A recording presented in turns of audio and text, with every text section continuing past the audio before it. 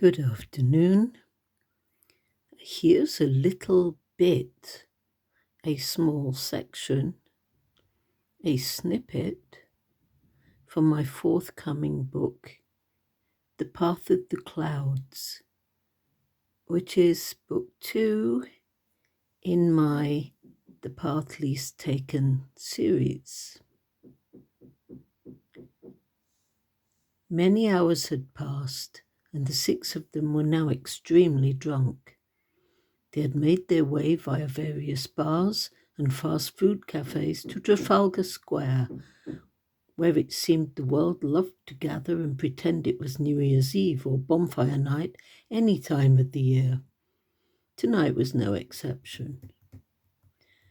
There was such a variety of festival accessories visible at various makeshift stalls, and on nights like this, the police appeared to turn a blind eye to most activities, even a little casual selling of alcohol and snacks from handcarts.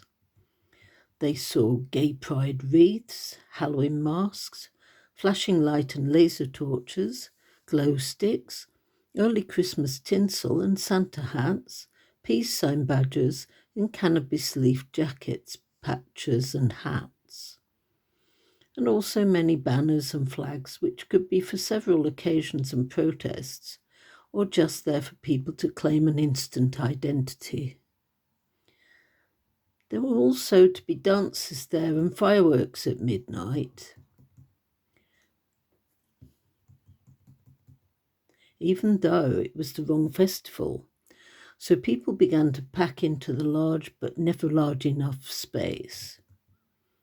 The 6 friends and lovers held hands to try to stick together, but they were being pushed slowly into the centre. Snefu and Tiranor especially did not like big crowds unless they were commanding them, so they began to try to find a way out from the centre. "We might go home," Tiranor called out to the other 4. "Oh, come on, it starts in 15 minutes, and it is not for long. It will be an hour from start to finish to being able to leave this place easily. We will go now," called back the Pharaoh, who could feel his partner panicking slightly.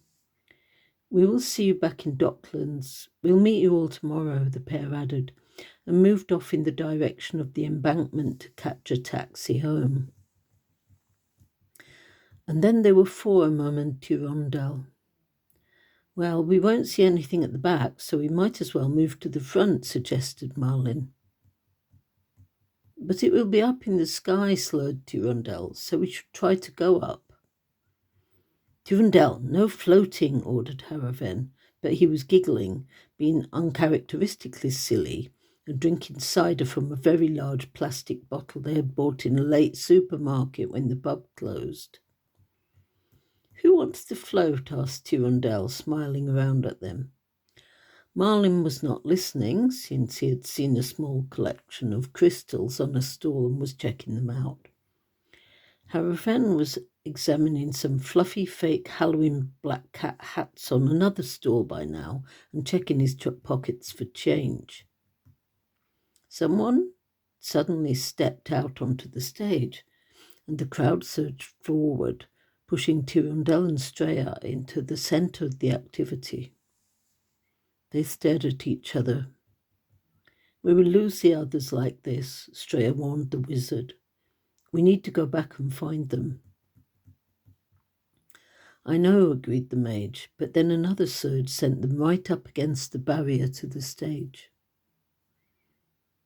Straya gazed at Turundel in a kind of panic. "I don't really like crowds either," he murmured. "Not when I can't leave. I should have gone home with the others." The at present aquamarine eyes of the wizard met his, concerned. "You don't like crowds? You are, what is that word?" "Claustrophobic," replied Straya. "Or perhaps people-phobic? I don't like being hemmed in by a lot of others." The beautiful eyes of the wizard widened. "Then we shall have to get you out," he said decisively. 1 minute Strayer was being forced right up against the barrier with the wizard by his side.